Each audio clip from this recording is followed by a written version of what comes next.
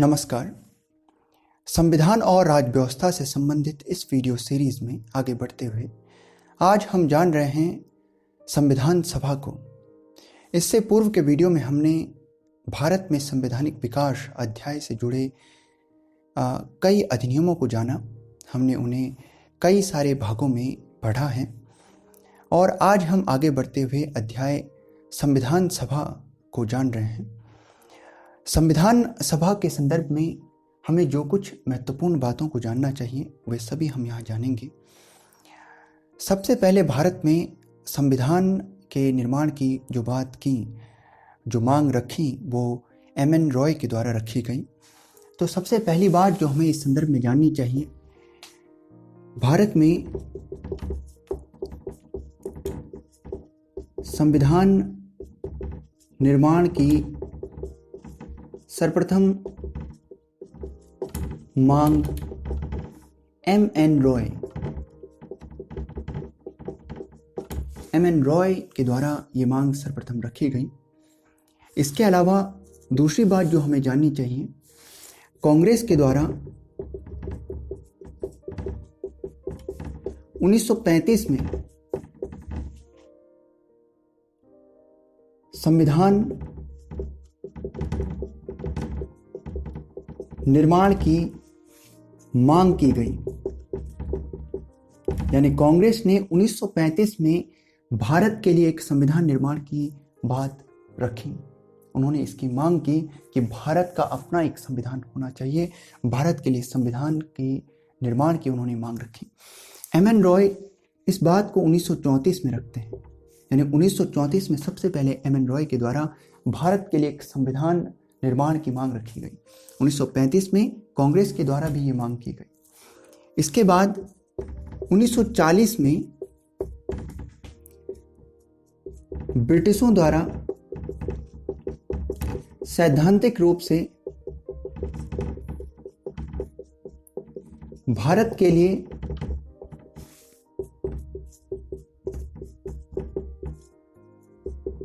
संविधान निर्माण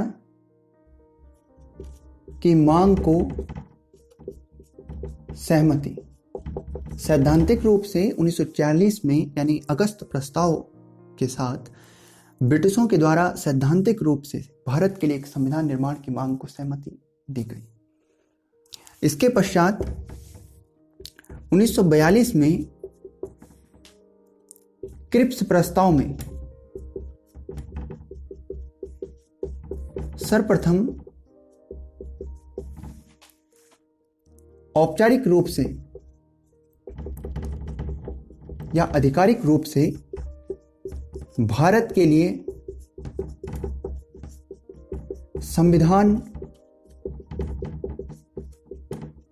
निर्माण का प्रावधान। तो यहां ब्रिटिश जो है क्रिप्स प्रस्ताव में सबसे पहले 1942 में आधिकारिक रूप से भारत के लिए एक संविधान के निर्माण की बात कर रहे हैं। लेकिन क्योंकि ये प्रस्ताव जो है असफल रहा,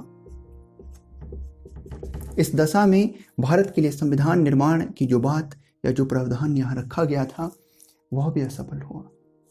लेकिन सबसे पहले 1942 के क्रिप्स प्रस्ताव में औपचारिक रूप से भारत के लिए संविधान निर्माण की बात ब्रिटिश कर रहे हैं।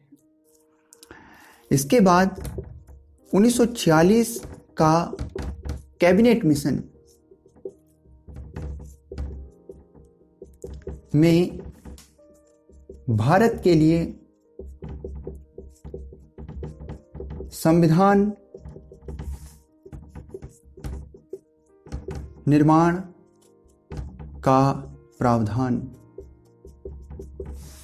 तो कैबिनेट मिशन में 1946 में अब भारत के लिए संविधान निर्माण की बात की जा रही है और यह महत्वपूर्ण है क्योंकि इसी के साथ अब भारत के लिए संविधान निर्माण के लिए एक संविधान सभा का गठन किया जाता है और वही संविधान सभा भारत के लिए एक संविधान का निर्माण करती है। तो अब हम इस कैबिनेट मिशन के साथ आगे बढ़ेंगे। यह कैबिनेट मिशन क्या था और इसके सदस्य कौन थे और इसमें क्या कुछ वे प्रावधान थे जो कि भारत में संविधान के निर्माण के संबंध में थे। कैबिनेट मिशन या कैबिनेट प्रस्ताव 1946 यानी भारत की आज़ादी से 1 साल पहले कैबिनेट मिशन। देखें, इसके संदर्भ में आपको जो कुछ बातें जाननी चाहिए, सबसे पहले तो इसके जो 3 सदस्य थे वे कौन थे? तो sir Pethick Lawrence, sir Stafford Cripps और एवी अलेक्जेंडर। इन 3 सदस्यों का यह मिशन था जो कि भारत के लिए संविधान निर्माण के लिए प्रावधान या प्रस्ताव लेकर आया था।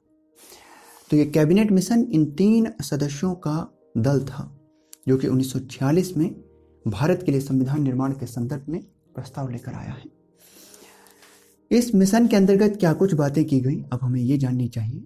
देखें, सबसे पहले तो इस मिशन में कहा गया कि भारत के लिए संविधान निर्माण का कार्य संविधान सभा करेगी। संविधान सभा की बात की गई। ये संविधान सभा क्या है? और इसी संविधान सभा की बात की गई कि वह भारत के लिए संविधान का निर्माण करेगी। ये संविधान सभा क्या है? ये सभा जो है में का गठन किस प्रकार से होगा, अब इन बातों को हम जानेंगे। यानी कि संविधान का निर्माण होगा और वो संविधान का निर्माण संविधान सभा करेगी। ये संविधान सभा का गठन कैसे होगा, ये संविधान सभा में कौन लोग होंगे, इस संदर्भ में अब हम बातों को जानेंगे जो कि कैबिनेट मिशन में प्रावधान किए गए। देखिए, कैबिनेट मिशन में एक और बात जो की गई कि जो ये संविधान सभा होगी, इसका कार्य, संविधान सभा का कार्य भारत के लिए संविधान निर्माण और दूसरा अंतरिम सरकार, यानी ये एक अंतरिम सरकार के तौर पर भी कार्य करेगी। इस संविधान सभा के जो सदस्य होंगे वो भारत के लिए अंतरिम सरकार के तौर पर भी कार्य करेंगे और भारत के लिए संविधान निर्माण का कार्य तो उसके जिम्मे था ही। तो ये 2 कार्य भी यहाँ पर उसे सौंपे जाएंगे जैसे ही संविधान सभा का गठन हो जाएगा। संविधान सभा का गठन कैसे होगा ये जरूरी है। संविधान सभा का गठन, इसके संदर्भ में जो कुछ बातें यहाँ पर की गई हैं, देखें वो हम जानेंगे कि सबसे पहले जो बात रखी गई कि संविधान सभा में 389 सदस्य होंगे। 389 सदस्य इस संविधान सभा में होंगे। ये 389 सदस्य कौन कौन होंगे? देखें, इस समय पर क्योंकि भारत में जो है कुछ ब्रिटिश भारत है या ब्रिटिश क्षेत्र हैं और कुछ देसी रियासतें हैं। तो देसी रियासतों के लिए और ब्रिटिश भारत के लिए कुल 389 जो है सदस्य हैं, ब्रिटिश भारत और देसी रियासतों के लिए। यहाँ पर ब्रिटिश भारत के लिए 296 सदस्य ब्रिटिश भारत यानी जिसमें कि ब्रिटिश प्रांत हैं और साथ ही कुछ कमिश्नरी क्षेत्र हैं, तो उसके लिए 296 जो हैं सदस्य होंगे जो कि 389 में से हैं, और इसमें से शेष 93 सदस्य जो हैं ये देसी रियासतों से आएंगे। इस प्रकार से 296 सदस्य जो है ब्रिटिश भारत से और 93 सदस्य जो हैं देसी रियासतों से आएंगे। अब ये हमें जानना चाहिए कि जो ये सदस्य हैं, इन सदस्यों का चयन किस प्रकार से होगा। तो जो ब्रिटिश भारत से जो सदस्य आ रहे हैं उनका चयन विधानसभा सदस्यों द्वारा चयन, देखें ये एक अप्रत्यक्ष चुनाव होगा, यह प्रत्यक्ष चुनाव नहीं है, आप जान लें। विधानसभा के सदस्यों के द्वारा इनका चयन होगा, अप्रत्यक्ष रूप से चुनाव होगा, क्योंकि जो है प्रत्यक्ष रूप से इसमें ना तो वयस्क मताधिकार जिसकी हम आज बात करते हैं यह तो बिल्कुल भी नहीं है। यहाँ पर विधानसभा के सदस्यों के द्वारा ही उनका चयन किया जा रहा है। तो यह एक अप्रत्यक्ष चुनाव है और यहाँ पर जो है नामांकित किया जाएगा, या जिसे आप मनोनीत कह सकते हैं, तो नामांकित या मनोनीत किया जाएगा देशी रियासतों में। वहाँ के जो शासक होंगे वही जो है वहाँ पर के जो ये 93 सदस्य हैं संविधान सभा के लिए उनका नामांकन करेंगे या उनको मनोनीत करेंगे संविधान सभा के सदस्य के रूप में। तो इस प्रकार से इन सदस्यों का चयन होगा। अब हम संविधान सभा के संदर्भ में और कुछ महत्वपूर्ण बातों को जानेंगे, क्योंकि कैबिनेट मिशन के द्वारा अब जहां संविधान सभा के गठन का प्रावधान रख दिया गया है, अब संविधान सभा का गठन होना है। संविधान सभा के गठन के लिए जुलाई अगस्त 1946 को चुनाव हुए। संविधान सभा के लिए चुनाव कराए गए। यहाँ पर जो नतीजे आते हैं उसमें 208 सदस्य जो हैं कांग्रेस के, 73 सदस्य जो हैं मुस्लिम लीग के और 15 सदस्य अन्य आते हैं। 15 अन्य सदस्य थे। 15 अन्य सदस्यों में देखें तो 7 सदस्य कुछ छोटी पार्टियों से और 8 सदस्य जो है निर्दलीय निकल कर आते हैं। तो इस प्रकार से 15 अन्य सदस्य थे, 73 सदस्य मुस्लिम लीग के और 208 सदस्य कांग्रेस के थे। इस चुनाव से ये सब कुछ निकल कर आता है। देखें अब क्योंकि संविधान सभा का गठन हो चुका है, संविधान सभा अब भारत के संविधान के निर्माण के लिए कार्य कर रही है। तो अब हमें कुछ और बातों को जिन्हें जानना चाहिए। देखें संविधान सभा की पहली बैठक, संविधान सभा की जो पहली बैठक हो रही है ये 9 दिसंबर 1946 को हो रही है। 9 दिसंबर 1946 को संविधान सभा की पहली बैठक हो रही है। इस बैठक में देखें केवल 211 सदस्य ही उपस्थित हुए। 211 केवल सदस्य उपस्थित हुए। ऐसा क्यों? ऐसा इसलिए क्योंकि मुस्लिम लीग ने,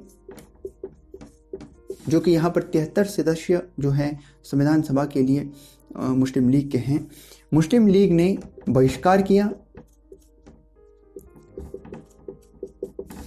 साथ ही देशी रियासतों की सीटें रिक्त, यानी वे भी इसमें सम्मिलित नहीं हुए। तो इस प्रकार से केवल 211 सदस्य ही पहली संविधान सभा की बैठक 9 दिसंबर 1946 को वहां पर उपस्थित थे। अब हम संविधान सभा के संदर्भ में कुछ महत्वपूर्ण बैठकें जो आरंभ में की गई, उनमें जो कुछ महत्वपूर्ण बातें हैं हम उन्हें जानेंगे। देखें सबसे पहले तो प्रथम बैठक हम जानेंगे। प्रथम बैठक जिस पर कि हमने बात की भी है, प्रथम बैठक जो कि 9 दिसंबर 1946 को की जा रही है। तो प्रथम बैठक में क्या कुछ बातें हुई हम पहले भी इस पर बात कर चुके हैं कि यहाँ पर जो है देशी रियासतों की सीटें जो हैं वो रिक्त हैं और मुस्लिम लीग ने इस पर जो है इसका बहिष्कार किया है। लेकिन यहाँ पर जो 211 सदस्य उपस्थित हैं वे क्या कर रहे हैं? तो उन्होंने फ्रांस की परंपरा अनुसार जो है यहाँ पर सबसे वृद्ध व्यक्ति जो इस सभा में हैं डॉक्टर सच्चिदानंद सिन्हा, उन्हें जो है अस्थाई अध्यक्ष के तौर पर उन्होंने इन्हें चुन लिया है। तो अस्थाई अध्यक्ष के रूप में डॉक्टर सच्चिदानंद सिन्हा को जो है यहाँ पर चुन लिया गया। पहली बैठक में उन्हें जो है अस्थाई अध्यक्ष के रूप में चुन लिया गया। इस बैठक के संदर्भ में क्योंकि यहाँ मुस्लिम लीग बहिष्कार कर रही है, तो चर्चिल ने कहा कि ये एक इस प्रकार का विवाह है जहाँ दुल्हन उपस्थित नहीं। तो चर्चिल इस प्रकार का वक्तव्य यहाँ पर रखते हैं। दूसरी जो बैठक है, द्वितीय बैठक, जो कि 11 दिसंबर 1946 को की जा रही है। इस बैठक में क्या कुछ हुआ? तो यहाँ पर सबसे पहले तो स्थायी अध्यक्ष के रूप में डॉक्टर राजेंद्र प्रसाद, इन्हें स्थायी अध्यक्ष के रूप में यहाँ पर चुन लिया गया। इसके साथ ही 2 उपाध्यक्ष भी संविधान सभा के यहाँ बनाए गए। एच.सी. मुखर्जी और वी.टी. कृष्णामाचारी। 2 उपाध्यक्ष और 1 स्थायी अध्यक्ष यहाँ पर द्वितीय बैठक में 11 दिसंबर 1946 को जो है इन्हें चुन लिया गया। इसके बाद तृतीय बैठक, ये महत्वपूर्ण बैठक है, तृतीय बैठक भी महत्वपूर्ण बैठक है जो 13 दिसंबर को 1946 हो रही है। तो तृतीय बैठक में जो महत्वपूर्ण बात है वो उद्देश्य प्रस्ताव को लेकर है। यहाँ पर पंडित जवाहरलाल नेहरू जो हैं वे एक उद्देश्य प्रस्ताव नाम से प्रस्ताव रखते हैं और इस प्रस्ताव में जो कुछ बातें हैं, जो कि 8 अनुच्छेद इस प्रस्ताव में थे, तो उद्देश्य प्रस्ताव पंडित नेहरू के द्वारा रखा गया, जिसमें 8 अनुच्छेद। ये प्रस्ताव जो है ये 22 जनवरी 1947 को पारित हुआ या इसे सहमति दी गई। तो ये पारित हुआ 22 जनवरी 1947 को। और ये उद्देश्य प्रस्ताव जो 8 अनुच्छेदों का है ये महत्वपूर्ण है। यह भारत की जो संविधान की उद्देशिका है, संविधान की उद्देशिका का आधार बना, यानी भारत के संविधान की जिसे प्रस्तावना कहते हैं या उद्देशिका कहते हैं, उसके निर्माण का ये आधार बना। तो ये उद्देश्य प्रस्ताव 13 दिसंबर 1946 को पंडित नेहरू के द्वारा रखा जा रहा है, जिसे कि 22 जनवरी 1947 को पारित कर दिया गया था। तो इस प्रकार से ये 3 बैठकों को हमने जाना। ये महत्वपूर्ण बैठकें हैं आरंभ की, ये 9, 11 और 13 तारीख को हो रही हैं। संविधान सभा के बारे में एक बात जो और आप जान सकते हैं कि देखें, संविधान सभा को हमने पूर्व में भी ये बात बताई थी कि संविधान सभा को जो कार्य सौंपा गया था वो एक तो संविधान निर्माण का कार्य था, संविधान निर्माण का कार्य, और दूसरा कार्य विधायिका का था या संसद का कार्य उसको सौंपा गया था कि वो अब भारत के लिए संसद के रूप में भी कार्य करेगी। तो विधायिका का कार्य भी सौंपा गया है, संविधान निर्माण का कार्य भी सौंपा गया है। संविधान निर्माण के कार्य के लिए संविधान सभा बनी है, जिसके संदर्भ में हमने सब कुछ जान लिया है कि उसमें कितने सदस्य थे, कौन इस सभा का अध्यक्ष बना। लेकिन विधायिका के संदर्भ में जो बात हमको जाननी चाहिए, देखिए विधायिका का कार्य भी संविधान सभा ने किया और विधायिका के या जो है इस संसद के जो अध्यक्ष थे पहले, वे जी.वी. मावलंकर थे। जी.वी. मावलंकर थे, गणेश वासुदेव मावलंकर। तो आपको ये बात भी याद रखनी चाहिए। साथ ही आपको संविधान सभा के बारे में जो बात याद रखनी चाहिए, देखें संविधान सभा का चुनाव आप जान सकते हैं कि संविधान सभा का जो चुनाव है ये अप्रत्यक्ष चुनाव है। अप्रत्यक्ष चुनाव, यहाँ पर वयस्क मताधिकार नहीं था। देखिए वयस्क मताधिकार नहीं था, अप्रत्यक्ष चुनाव था। किंतु ये सब होते हुए भी एक बात जरूर है कि सभी वर्गों को प्रतिनिधित्व प्राप्त हो। संविधान सभा में सभी वर्गों को प्रतिनिधित्व प्राप्त हो। तो इस चुनाव के संदर्भ में ये बात भी बड़ी महत्वपूर्ण है, सभी वर्ग के लोग संविधान सभा में जो है स्थान प्राप्त करते हैं। 15 महिलाएं भी संविधान सभा में थी। 15 महिलाएं भी संविधान सभा में थी। एक मुस्लिम महिला उनमें थी, उनका नाम बेगम कुदसिया एजाज रसूल था। बेगम कुदसिया एजाज रसूल उनका नाम था। तो 15 महिलाएं भी थीं। इस प्रकार से हमने इन तमाम बातों को जाना संविधान सभा के संदर्भ में। आपको इन बातों को नोट करना चाहिए, इन्हें याद करना चाहिए।